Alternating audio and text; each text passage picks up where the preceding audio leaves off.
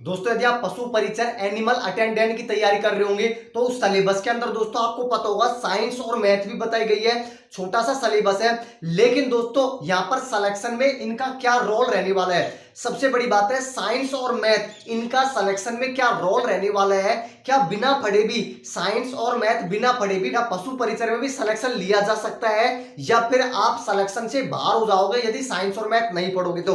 मतलब कि साइंस और मैथ से जिनको भी डर लग रहा है, आज की वीडियो देखने के बाद आपके सभी डाउट क्लियर होने वाले हैं। जैसे साइंस और मैथ के कितने क्वेश्चन आएंगे, साइंस की सबसे बेस्ट बुक कौन सी है नए सिलेबस के अकॉर्डिंग, इनके बिना क्या सिलेक्शन हो सकता है क्या, अब हम 60 दिन के अंदर साइंस और मैथ को कैसे कवर करें, इसके अलावा क्या पढ़े और क्या छोड़े। तो यदि आप भी जी जान लगाकर पशु परिचर एनिमल अटेंडेंट की तैयारी कर रहे हैं तो इस चैनल को सब्सक्राइब कर देना और आपके दोस्तों के साथ इस वीडियो को शेयर जरूर कर देना। तो दोस्तों मैं आपको बता दूं पशु परिचर के अंदर मैथ और साइंस के भी क्वेश्चन है वो आपसे पूछे जाएंगे, क्योंकि दोनों सब्जेक्ट है वो बताया गया है सिलेबस के अंदर। लेकिन सबसे बड़ा मुद्दा यही आ रहा है कि क्या इनके बिना भी सिलेक्शन ले पाना मुश्किल है या फिर सिलेक्शन हो सकता है, मतलब कि सिलेक्शन में इनका रोल कितना है। तो पहले नंबर पे दोस्तों मैंने यही आपका क्वेश्चन लिखा है कि इनके बिना सिलेक्शन हो सकता है क्या। तो दोस्तों मैं आपको बता दूं साइंस और मैथ इनके जो आपके 150 टोटल क्वेश्चन आएंगे, जिसमें से मैं आपको नॉर्मल सी बात बता रहा हूं 20 से और 25 क्वेश्चन है वो साइंस और मैथ के आएंगे। सर इतने कम क्वेश्चन आएंगे क्या? जिस प्रकार से दोस्तों सिलेबस जारी किया गया है, आपके टॉपिक बताए गए हैं सिलेबस के, उस अकॉर्डिंग मैं आपको बता रहा हूं कि ज्यादा क्वेश्चन नहीं पूछे जाएंगे। 20 से और 25 क्वेश्चन है वो साइंस और मैथ के आपके आने वाले हैं, इससे कम की मत सोचना। मैं आपको बता रहा हूं ना इतने क्वेश्चन के आसपास तो आएंगे, सिर्फ एक दो क्वेश्चन है वो कम हो सकता है। ऐसा नहीं है कि सिर्फ 10 ही क्वेश्चन आएंगे और ऐसा भी नहीं है कि 40-50 क्वेश्चन आ जाएंगे। 20 से और 25 के आसपास आपसे साइंस और मैथ में क्वेश्चन है वो पूछे जाएंगे। अब नंबर आता है क्या इनके बिना भी सिलेक्शन ले सकते हैं क्या। तो दोस्तों मैं आपको बता दूं यदि 20 से 25 क्वेश्चन है वो साइंस और मैथ के आ रहे हैं 150 में से, तो टोटल कितने क्वेश्चन बचे, 150 में से बचे 125 से 130 क्वेश्चन। तो आपको क्या लगता है, क्या आपको अपने ऊपर इतना तगड़ा कॉन्फिडेंस है क्या कि मैं 125 में से 115 110 क्वेश्चन सही कर लूंगा? भाई मेरे हिसाब से आपको 120 में से 125 130 में से 110 क्वेश्चन आप नहीं कर सकते, क्योंकि ऐसा तो है नहीं कि पेपर आप खुद बना रहे हो, पेपर और कोई बनाएगा। और आपकी तैयारी भी दोस्तों मैं मानता हूं अच्छी खासी होगी ना, तब भी आप इतने ज्यादा क्वेश्चन है वो सही नहीं कर सकते। यदि आपकी आंखों के सामने पेपर एग्जाम से पहले भी दे देना और आपसे बोले कि जाओ अब एग्जाम दियो पेपर को पढ़ जाओ, भाई तब भी आप 10 से 15 क्वेश्चन तो डेफिनेटली गलत करने वाले हो। इसका मतलब यह है साइंस और मैथ इनका भी रोल है वो अच्छा खासा रहने वाला है। आपको साइंस और मैथ दोनों सब्जेक्ट पे भी पकड़ बनानी पड़ेगी, दोनों सब्जेक्ट को भी पढ़ना पड़ेगा। यदि आपको लगता है कि मैं 130 में से 110 क्वेश्चन है वो आराम से सही कर लूंगा, साइंस और मैथ में मैं 2-5 क्वेश्चन सही कर दूंगा और सब्जेक्ट मेरे बहुत बेहतरीन है, तो भाई ऐसा हो सकता है। लेकिन ऐसा बहुत कम बच्चों के साथ होगा कि साइंस मैथ जिनकी कमजोर हो और सब्जेक्ट में बहुत अच्छे हो, क्योंकि और सब्जेक्ट में भी आप कमजोर होंगे। तो साइंस और मैथ के बिना सिलेक्शन लेना थोड़ा सा कठिन हो जाएगा। इसलिए मैं बोल रहा हूं यदि साइंस और मैथ कमजोर है तो आप इस प्रकार से तैयारी करो। आप यदि आपको लगता है कि मेरे 25 में से 25 क्वेश्चन सही नहीं होंगे, तो भाई 25 क्वेश्चन आ रहे हैं इसमें से 10 से 15 क्वेश्चन तो सही करो। यदि आप कमजोर है और 10 से 15 क्वेश्चन आप सही कर लेते हो तो आप सिलेक्शन की लाइन में रहोगे, सिलेक्शन आपका होने वाला है। तो ये तो मैंने आपको बता दिया कितने क्वेश्चन आएंगे, तो इनके बिना सिलेक्शन हो सकता है क्या, उस मुद्दे पे भी हमने बात कर ली। आपको साइंस और मैथ पढ़नी पड़ेगी। यदि बहुत ही आप कमजोर हो साइंस और मैथ में तो इस प्रकार से आपको 5 से 7 टॉपिक मैं आपको आगे बताने वाला हूं। यदि आप वो टॉपिक भी पढ़ के जाते हो तो इस प्रकार से तैयारी करो कि आपके 10 से 15 क्वेश्चन तो आराम से सही हो जाए। मैं ऐसे नहीं बोल रहा कि 25 क्वेश्चन आएंगे साइंस मैथ के तो 25 के 25 से आप सही करो। भाई 25 आ रहे हैं तो 10 से 12 क्वेश्चन तो आपको सही करने पड़ेंगे, तभी आप सिलेक्शन ले सकते हो। आप नहीं करोगे तो और कोई करेगा।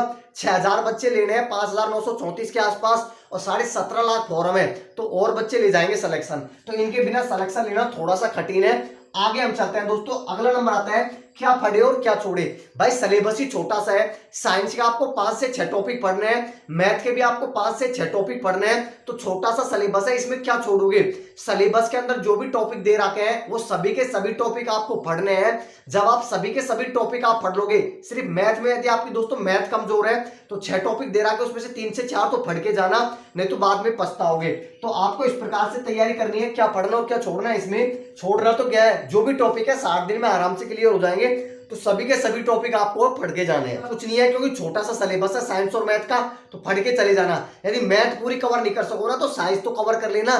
साइंस में तो आप आराम से दोस्तों, यदि आप 2-3 घंटे भी रोजाना साइंस देते हो ना, तो भाई 25 से 30 दिन में साइंस आप क्लियर कर सकते हो, क्योंकि 5 से 6 टॉपिक है, तो आप इनको आराम से क्लियर कर लोगे। तो क्या पढ़ना है, पूरा सिलेबस आपको पढ़ना है, छोटा सिलेबस है।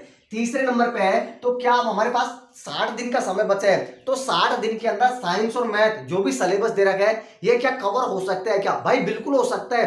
कितना सा सिलेबस दे रखा है, 60 दिन बहुत होते हैं। यदि आप मेहनत करते हो, अच्छे खासे 2 से 3 घंटे आप हर सब्जेक्ट को दे रहे हो, तो भाई आराम से आप कवर कर लोगे। 60 दिन तो क्या आप 30 से 40 दिन में ही कवर कर लोगे, यदि आप अच्छे खासे पढ़ते हो तो मैंने आपका ये डाउट भी क्लियर कर दिया। अगला डाउट आ रहा है, वो डाउट ये आ रहा है कि बेस्ट बुक कौन सी है, साइंस की बेस्ट बुक कौन सी है? तो दोस्तों मैं आपको बता दूं, मार्केट से आपको मोटी मोटी बुक खरीदने की जरूरत नहीं है, क्योंकि आपको टोटली साइंस के अंदर 4 से 5 टॉपिक पढ़ने हैं, तो नई बुक खरीदने की जरूरत नहीं है। और जो भी क्वेश्चन बनेगा वो 10वीं लेवल के बनेंगे, नॉर्मल क्वेश्चन बनेंगे। तो मैं आपको बता दूं, आपके पास कोई भी बुक है, आपको टॉपिक वाइज पढ़ना है। सिलेबस में जो टॉपिक दे रखे हैं, यदि उस बुक के अंदर वो टॉपिक दे रखे हैं, तो आपको 4 से 5 टॉपिक जो सिलेबस में दे रखे हैं वो टॉपिक आपको पढ़ने हैं, ज्यादा डीपली आपको नहीं पढ़ना। जो भी आपके पास बुक है सिलेबस के अकॉर्डिंग पढ़ो, सिलेबस में जो भी टॉपिक दे रखे हैं उन टॉपिक को उस बुक से क्लियर कर लो। नई बुक नई किताब खरीदने की आपको कतई जरूरत नहीं है। यदि लूसेंट की आपके पास है, तो लूसेंट में जो साइंस है उसमें सभी टॉपिक ये वाले दे रखे हैं सिलेबस के, तो आप वहां से भी इसको क्लियर कर सकते हैं। नई बुक खरीदने की जरूरत नहीं है। और सबसे बड़ी बात है, साइंस और मैथ के जो भी क्वेश्चन बनेंगे नॉर्मल क्वेश्चन आपके बनने वाले हैं, ऐसा नहीं है कि डीपली क्वेश्चन बनेंगे। साइंस और मैथ के नॉर्मल क्वेश्चन बनेंगे, 10वीं लेवल के क्वेश्चन बनेंगे।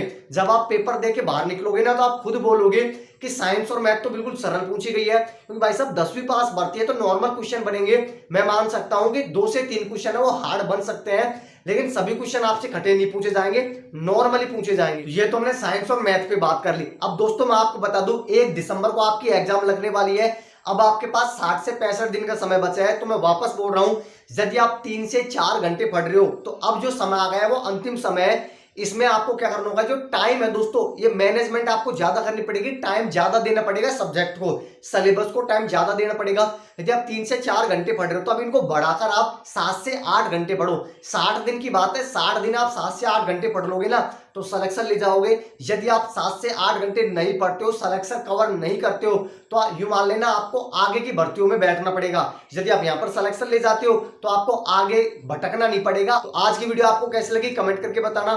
चैनल पे आप पहली बार हो तो सब्सक्राइब करके इस वीडियो को लाइक कर देना। जो भी आपके दोस्तों के साथ इस वीडियो को शेयर जरूर कर देना। धन्यवाद दोस्तों वीडियो देखने के लिए।